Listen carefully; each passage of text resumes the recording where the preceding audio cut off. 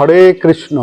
বৈষ্ণবকে এই দুর্লভ গ্রন্থ প্রণয়ন করেছেন শ্রীল ভক্তি সিদ্ধান্ত সরস্বতী ঠাকুর গোস্বামী প্রভুপাদ।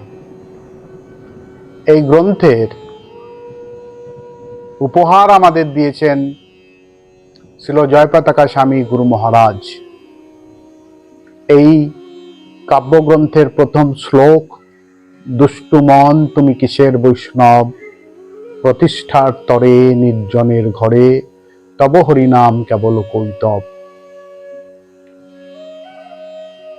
আমার প্রিয় মন, তুমি কিসের বৈষ্ণব?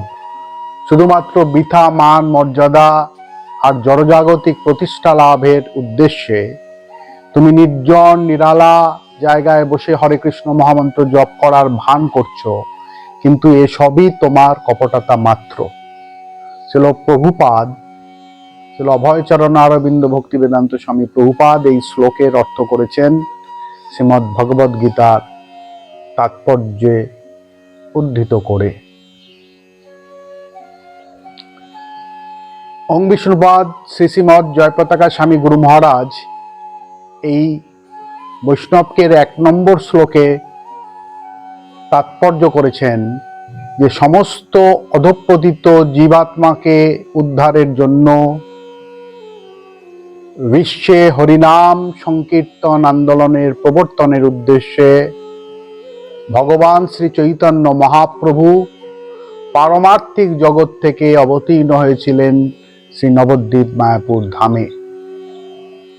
তার শিক্ষা ছিল এই যে শ্রীকৃষ্ণের পবিত্র নাম কীর্তনের মহিমা সংঘবদ্ধভাবে সহযোগিতার মাধ্যমে প্রচার করতে হবে।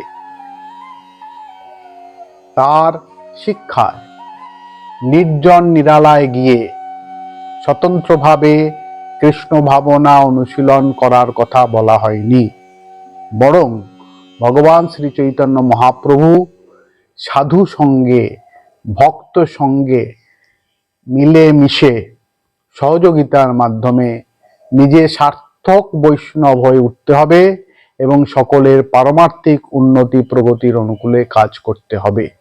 কলিযুগে এটি হরিনামের আন্দোলনের একমাত্র পন্থা। হরে কৃষ্ণ।